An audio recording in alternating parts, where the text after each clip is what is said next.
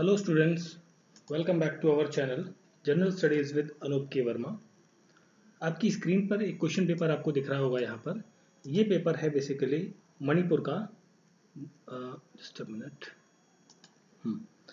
This paper belongs to Manipur public service commission की तरफ से जो आपका सिविल सर्विसेज एग्जामिनेशन होता है, जो पीसीएस एग्जाम सबके होते हैं, वो कंडक्ट कराया गया है 2023 का। और ये एग्ज़ाम आपका कंडक्ट हुआ था 30 अप्रैल को। ठीक है, 2 दिन पहले, आज से 2 दिन पहले ये एग्ज़ाम आपका कंडक्ट हो चुका है। तो पेपर मुझे आज मिल पाया है 2 दिन बाद। तो हम यहाँ पर इस पर्टिकुलर पेपर को डिस्कस करेंगे, कौन से क्वेश्चन का क्या करेक्ट आंसर होगा यहाँ पर। तो इम्पॉर्टेंट है, बहुत से लोगों ने हो सकता है इसको सॉल्व भी कर लिया हो या आप लोगों ने आंसर्स भी मैच कर लिए हो, बट आपके जो भी एग्जाम्स आने वाले हैं अदर स्टेट्स के, वहाँ पर भी कुछ इंपॉर्टेंट क्वेश्चंस आपको यहाँ पर देखने को मिल सकते हैं।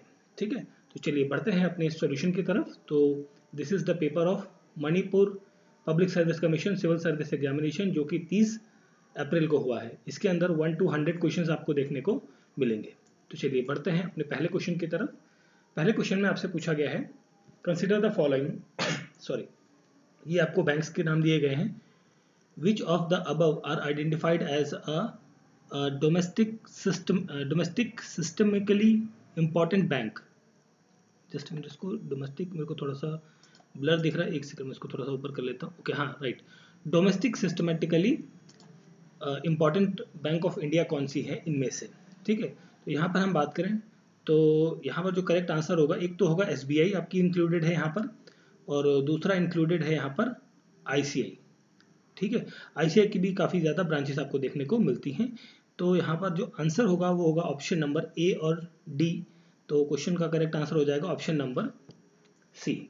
फर्स्ट क्वेश्चन का करेक्ट आंसर होगा option number C. Question number 3 को यहाँ पर देखते हैं। Recently Lokur committee was in news. It was set up to give the recommendation on the matters related to the scheduled tribe. Option number A यहाँ पर क्या हो जाएगा क्वेश्चन का करेक्ट आंसर। क्वेश्चन नंबर 4 के बारे में बात करते हैं। विच one of the following statement is incorrect regarding the digital India award 2022 से संबंधित कौन सी स्टेटमेंट आपकी यहाँ पर 3 स्टेटमेंट है, कौन सी गलत है आपको ये बताना है। तो फोर्थ क्वेश्चन के हम बारे में बात करें तो यहाँ पर जो है फर्स्ट स्टेटमेंट में पूछा गया है, कहा गया है कि 22 innovative digital initiative by the government entities at all the level under 8 categories receive digital India award 2022। पहली स्टेटमेंट तो आपकी करेक्ट है यहाँ पर। फिर सेकंड स्टेटमेंट है 7th एडिशन नहीं है ये, this is wrong statement. And C A है under the digital empowerment of citizen category E नाम वॉज अवॉर्डेड सिल्वर अवार्ड। बिल्कुल, ये भी करेक्ट है आपका। तो यहाँ पर आपका करेक्ट आंसर हो जाएगा, मतलब ए और सी करेक्ट है, तो यहाँ पर जो करेक्ट आंसर मिलेगा आपको वो मिलेगा option number A and C, that is option number B हो जाएगा यहाँ पर क्वेश्चन का करेक्ट आंसर, क्वेश्चन नंबर 4। चलिए फिर हम बात करते हैं अगले क्वेश्चन की तरफ। सो क्वेश्चन नंबर 2 को हम थोड़ा सा देखते हैं। ओके, क्वेश्चन नंबर 2 में आपसे पूछा गया है with reference to the national green hydrogen mission. ठीक है, ग्रीन हाइड्रोजन मिशन से संबंधित आपको कुछ स्टेटमेंट दी गई हैं, उनको आपको बताना है, उनसे रिलेटेड आपको स्टेटमेंट देखनी है। This is the question number 2, national green hydrogen mission in India. तो this is the question number 2। यहाँ पर हम बात करें तो पहली एम क्या है इसका, to develop the green hydrogen production capacity जिसकी at least 5 million metric ton per annum by 2047 तक रहेगी। बिल्कुल, ये स्टेटमेंट आपकी सही है। ये एक ministry of science and technology का ओवर कोऑर्डिनेशन है, दिस इज करेक्ट।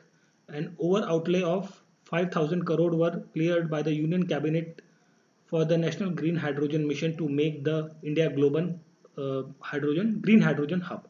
तो यहाँ पर सी ऑप्शन बी क्या है यहाँ पर करेक्ट है। तो तीनों करेक्ट है, दैट मीन्स सेकंड क्वेश्चन का करेक्ट आंसर हो जाएगा option number D. Question number 4 हो चुका है। क्वेश्चन नंबर 5 पर आते हैं। करेक्टली मैच करना है आपको, कॉलम में आपको दिया गया है नेम ऑफ द पर्सन, इधर है नेम ऑफ द पर्सन और किस फील्ड से संबंधित है। ठीक है, फिफ्थ क्वेश्चन पे आते हैं। तो यहाँ पर हम बात करें तो एस एम कृष्णा ये आपका पब्लिक अफेयर से संबंधित व्यक्ति हैं। एंड बी एल बरियप्पा ये आपका लिटरेचर और एजुकेशन से संबंधित है। एंड आपका सुमन कल्याणपुर ये आपका आर्ट से संबंधित है। और सुकमा आचार्य ये आपका स्पिरिचुअलिज्म से संबंधित है। तो यहाँ पर जो ऑप्शन बनेगा वो बनेगा 2 3 4 1 234 कहाँ पर है, 2341, ओके। ऑप्शन नंबर बी हो जाएगा यहाँ पर क्वेश्चन नंबर 5 का करेक्ट आंसर। नेक्स्ट है question number 6, in which state और union territory the ministry of fishery, animal husbandry and dairy is conducting phase 4 of Sagar Parikrama. तो ये आपका शुरू हो रहा है कहाँ पर, कर्नाटक के अंदर। ऑप्शन नंबर डी होगा करेक्ट आंसर। क्वेश्चन नंबर 8 के बारे में बात करते हैं। आइडेंटिफाई करना है करेक्ट स्टेटमेंट को about the recently global pension index जो है 2022 में आया, उससे संबंधित कौन सी स्टेटमेंट यहाँ पर आपकी करेक्ट है। तो क्वेश्चन नंबर 8 में जो करेक्ट स्टेटमेंट है वो है index measures the pension on the 3 variables adequacy, sustainability and integrity के बेस पे। दैट इज ऑप्शन नंबर होगा यहाँ पर 3 करेक्ट आंसर होगा, सॉरी ऑप्शन सी यहाँ पर करेक्ट आंसर होगा क्वेश्चन नंबर 8 का। क्वेश्चन नंबर 9 को देख लेते हैं पहले, फिर ओके 9 और 7 को देखते हैं साथ में। तो पहले नंबर क्वेश्चन नंबर 9 पर आते हैं। तो इसमें आपसे पूछा गया है कि in the light of the recent report जो कि official language committee headed by the union home ministry government of India consider. देखिए ऑफिशियल लैंग्वेज कमेटी एक बनी थी जिसमें यूनियन होम मिनिस्टर जो थे वो हेड थे, तो उससे रिलेटेड आपको कुछ स्टेटमेंट है, आपको बतानी है कौन सी रिकमेंडेशंस जो है वहाँ पर कमेटी ने दी है। ठीक है, 9th क्वेश्चन कर रहे हैं हम।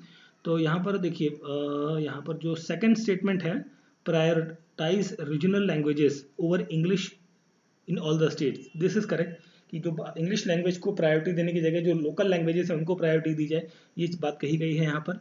और साथ में कहा गया है कि designate Hindi as one of the official language और the of the United Nation. United Nation की हिंदी जो है एक ऑफिशियल लैंग्वेज होनी चाहिए, one of the official language में कंसिडर होना चाहिए।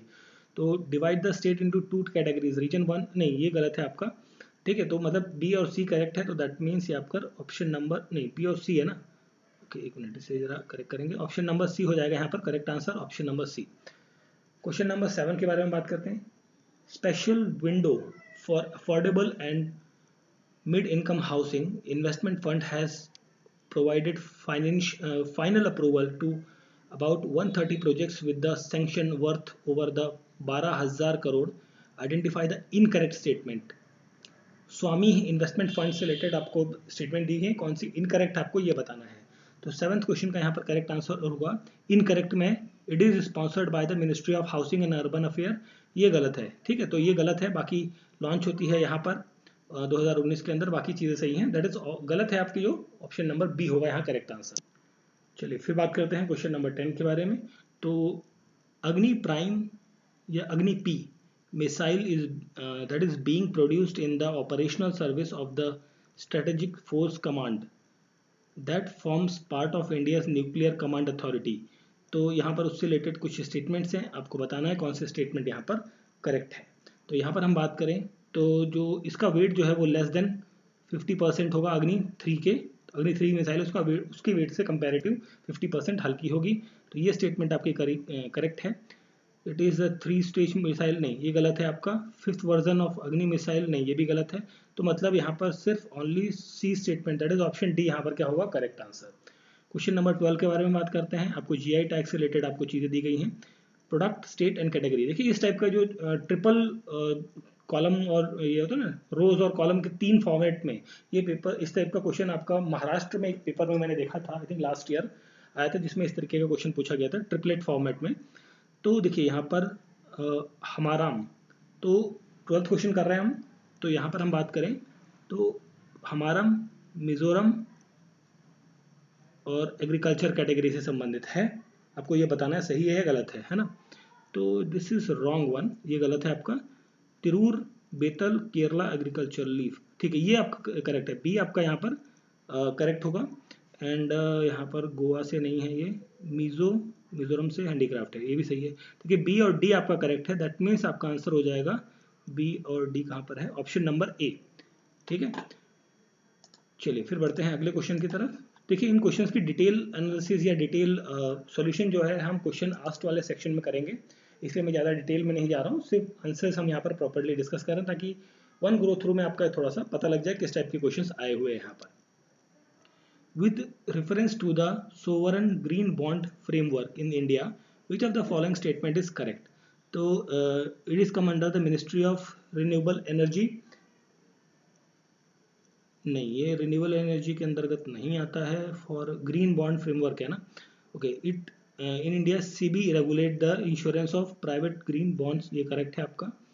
And this is the question number 11, and the framework is designed to compile with the ICMA and green bond principle, so this is statement is also correct, so B and C correct हैं, that means option number हो गया आपका यहाँ पे option number B।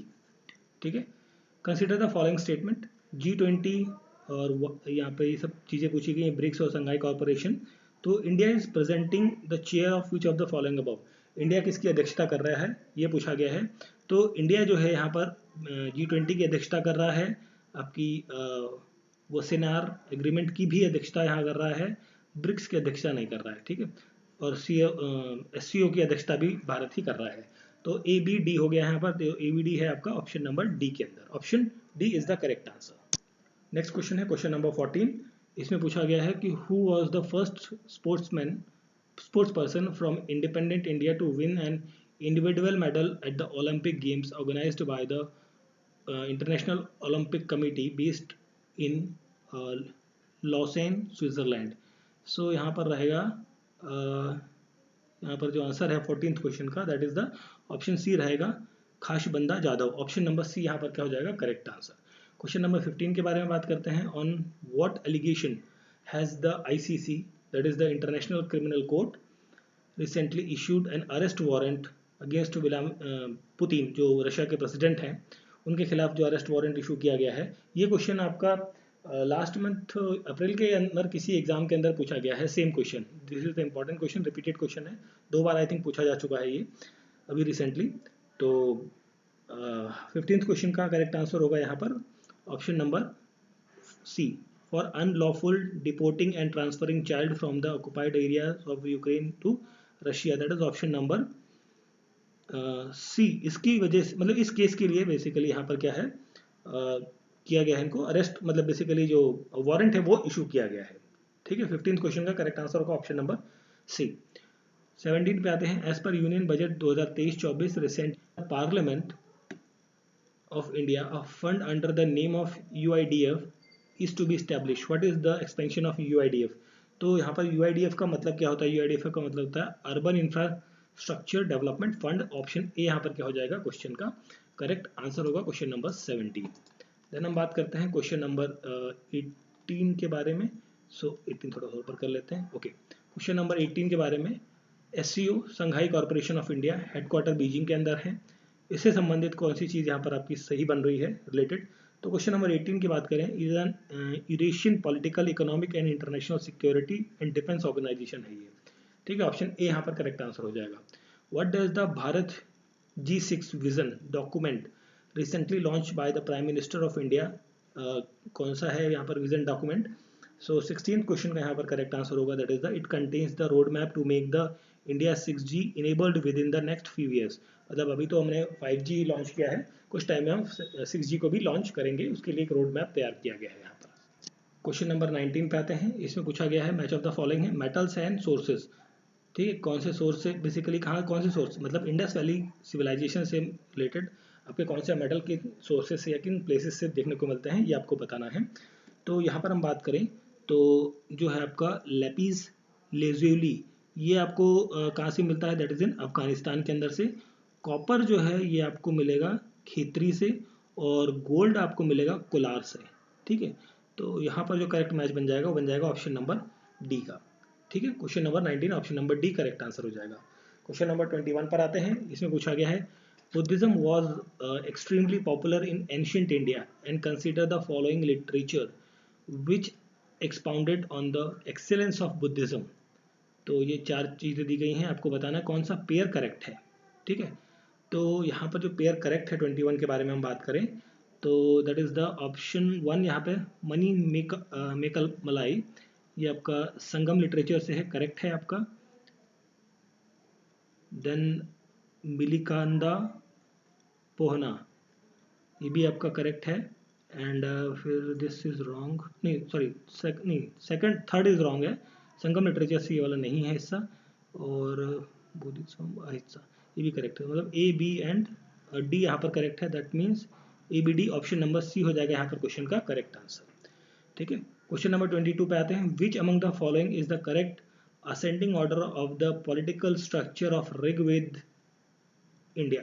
तो यहाँ पर 22वें क्वेश्चन का करेक्ट आंसर हो जाएगा ऑप्शन नंबर कुला, ग्राम, विस, जन और ये क्षत्र, that is the option number B. यहाँ पर क्या हो जाएगा करेक्ट आंसर होगा इस क्वेश्चन का, 22 नंबर क्वेश्चन का। नेक्स्ट हम बढ़ते हैं अगले क्वेश्चन की तरफ।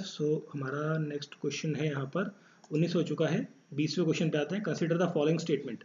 आपको 20वें क्वेश्चन में आपसे पूछा गया है कई सारी स्टेटमेंट, आपको बतानी है कौन से स्टेटमेंट करेक्ट है। देखिए मल्टीपल चॉइसेस में सबसे पहले तो आपको ये देख लेना होता है कि क्या पूछा गया है, करेक्ट पूछा गया कि इनकरेक्ट पूछा गया है। ठीक है, तो करेक्ट पूछी गई हैं। तो यहाँ पर हम बात करें तो पुराना contains the stories of life and mythologies, correct है। Main crop of Rigvedas are barley, this is also correct. And Rigveda do not throw light on the belief, नहीं ये गलत है आपका। And Kalikiya Purana source of the earlier history of Karam Purana, ये भी सही है।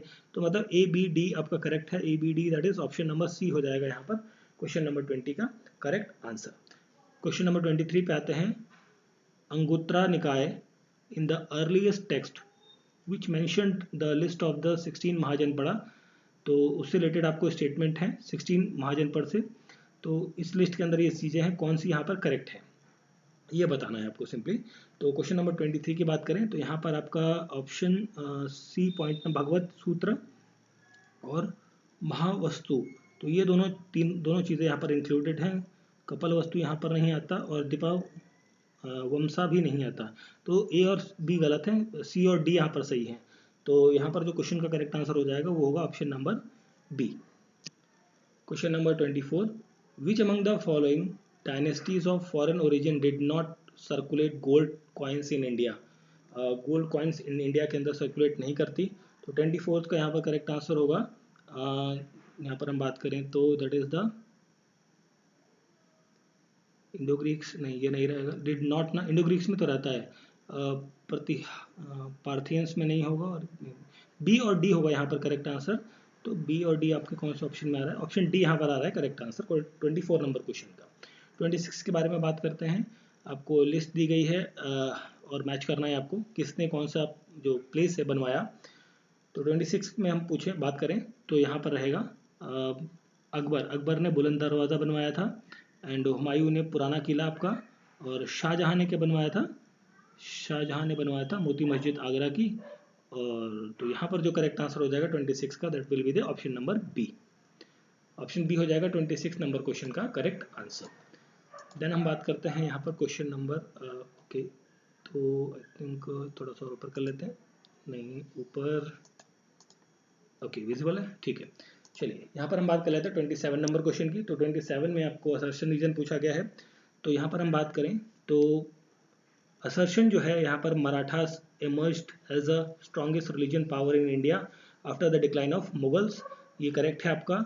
The Marathas were the first to have the clear concept of united, नहीं ये गलत है आपका, ये स्टेटमेंट रीजन गलत है, असर्शन सही है, तो रीजन सही है, तो दैट मीन्स ऑप्शन सी यहाँ पर हो जाएगा correct answer. Question number 28, which of the following is not correctly matched. तो 28 में नॉट करेक्टली मैच पूछा गया है। तो यहाँ पर जो नॉट करेक्टली होगा वो होगा फतवाए जहांगीरी जो है अब्दुल कादिर बदौनी के द्वारा नहीं है, नॉट करेक्टली मैच है, option number D. Question number 25 में आपको करेक्ट स्टेटमेंट्स बतानी है कौन सी करेक्ट है। तो यहाँ पर हम बात करें तो Qutubuddin Aibak was the founder of Ilbari dynasty, ये करेक्ट है आपका। एंड यहाँ पर हम बात करें कि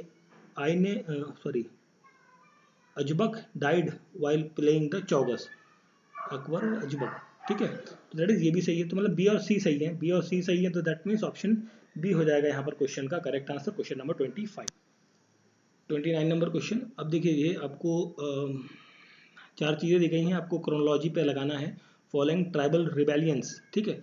तो यहाँ पर जब हम बात करें आंसर की तो 29 का करेक्ट आंसर हो जाएगा यहाँ पर option number B, CBAD। CBAD मतलब ये पहला होगा और फिर सेकंड ये हो जाएगा, देन फर्स्ट थर्ड और लास्ट में होगा मुंडा रिबेलियन। 30 नंबर क्वेश्चन यहाँ पर हम बात करें तो मैच ऑफ द फॉलोइंग है। तो 30 नंबर क्वेश्चन में आपका पूछा गया है कि जो मराठास हैं इसके लीडर कौन थे। यहाँ पर मराठास के जो लीडर थे 30 नंबर क्वेश्चन में, तो ये थे बाल गंगाधर तिलक, नहीं सॉरी एक सेकंड, ओके हाँ, मराठास का ठीक है, बाल गंगाधर तिलक हो गया। और यहाँ पर न्यू इंडिया, सॉरी ये पेपर है बेसिकली, नॉट वो है, this is a paper, young India new India, this is a paper. और उनके किसने बेसिकली किन्होंने इसको शुरू किया था, ठीक है। तो यहाँ पर हम बात कर रहे हैं मराठा, बाल गंगाधर तिलक से हो गया। और यहाँ पर हम बात करें न्यू इंडिया जो है ये एनी बेसिन से संबंधित है। And young India is related with the Mahatma Gandhi. And तो यहाँ पर क्वेश्चन का करेक्ट आंसर बन जाएगा option number D. Question number 22 पर बात करते हैं। तो यहाँ पर आपका रिफॉर्म मूवमेंट दिया गया है और यहाँ पर प्रोटोगेनिस्ट आपको दिए गए हैं, तो आपको मैच करना है। 32 नंबर क्वेश्चन, क्वेश्चन नंबर 32 में आपसे यहाँ पर हम बात करें तो यहाँ पर रहेगा सत्य शोधक समाज, ज्योतिबा फुले करेक्ट रहेगा यहाँ पर। सेल्फ रेस्पेक्ट जो है वो रामेश्वरम नेकर ने कहा था। और नामधारी जी का जो नाम है, नामधारी जो है रिफॉर्म जो है, रिफॉर्म मूवमेंट, ये किसके साथ संबंधित है? ये संबंधित है आपका राम सिंह के साथ, आई थिंक, है ना, राम सिंह के साथ, राइट। तो यहाँ पर जो मैच बनेगा 32 का, that will be the option number A यहाँ पर हो जाएगा करेक्ट आंसर इस क्वेश्चन का, क्वेश्चन नंबर 32 का, ठीक है। चलिए फिर हम बढ़ते हैं अपने अगले क्वेश्चन की तरफ। सो क्वेश्चन नंबर 33 के बारे में बात करते हैं यहाँ पर। An important aspect of the swadeshi movement in Bengal 1905 is the boycott of British goods. Which of the following first suggested boycott British good in Bengal? तो ये थी आपकी सबसे पहले वाली बाइकआउट करने वाली चीज़ कौन सी थी? कृष्णा कुमार मित्रा वीकली संजीवनी। ऑप्शन नंबर बी यहाँ पर होगा 33 नंबर क्वेश्चन का करेक्ट आंसर। क्वेश्चन नंबर ये हो चुका है हमारा। क्वेश्चन है यहाँ पर, इसको थोड़ा सा और ऊपर कर लेते हैं, लिटिल बिट, जस्ट मिनट, इसको नीचे कर लेते हैं, हाँ okay. So consider the following events, आपको ये चीज़ें दी गई हैं, आपको क्रोनोलॉजी पे लगाना है कौन सी चीज़ कब पहले पहले और उसके बाद आती है। तो यहाँ पर हम बात करें तो सबसे पहले यहाँ पर नेहरू रिपोर्ट होती है, ठीक है। 30 इन सब में 30 कौन सा है 1 नंबर क्वेश्चन, ठीक है। तो यहाँ पर सबसे पहले नेहरू रिपोर्ट आएगी, नेहरू रिपोर्ट के बाद कम्युनल अवार्ड्स आते हैं, और फिर आपका आता है two nation theory event, two nation theory आएगी फिर, ठीक है। और फिर आएगा क्विट इंडिया मूवमेंट 42 में लास्ट में। तो फोर्थ, मतलब यहाँ पर आंसर हो जाएगा आपका ऑप्शन नंबर बी। इसका तो आंसर हो चुका है ऑप्शन बी। यहाँ पर हु वॉज द 22nd तीर्थंकर ऑफ जैनिज्म, तो 23 नंबर 24 नंबर के महावीर जैन थे, तो 23rd नंबर के कौन से थे? तो ये थे, that is the 34th number question का करेक्ट आंसर होगा। इसको देखिए 23rd नहीं, दिस इज 22nd लिखा हुआ है, मैंने गलत पढ़ लिया, इसे 22nd है, ठीक है। 22nd में होगा ये, ठीक है, 22nd में होगा नीमनाथ। ऑप्शन नंबर सी होगा करेक्ट आंसर, ठीक है। थोड़ा पढ़ने में गड़बड़ हो गई, 22nd है ये, ठीक है। Question number 35, choose the correct chronological order of the following events. ये सारे इवेंट्स हैं, आपको अरेंज करना है। तो मैं आपको डायरेक्टली आंसर बताता हूँ क्वेश्चन नंबर 35 का, that will be the option number B रहेगा यहाँ पर करेक्ट आंसर, ठीक है। Question number 37, which of the following monument not credited to the Chola dynasty. Chola dynasty को क्रेडिट नहीं है, दैट इज द ये सारी चीज़ें हैं यहाँ पर, जो कालुगुमलाई टेम्पल है, ये चोला डायनेस्टी से संबंधित नहीं है। 37 का करेक्ट आंसर होगा option number D.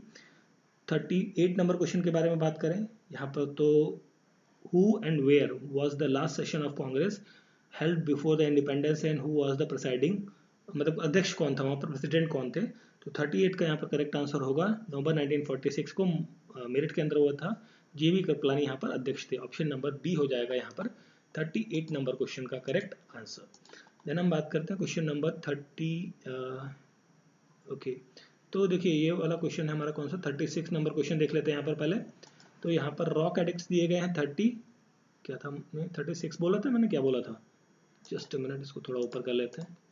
This is 36 number question, okay. This is the 36 number question, major rock edict of Ashoka और उनकी थीम्स क्या थी, ठीक है, इसके बारे में आपको बताना है। तो यहाँ पर हम बात करें तो रॉक एडिक्ट सेकंड जो है, इसकी जो थीम थी वो थी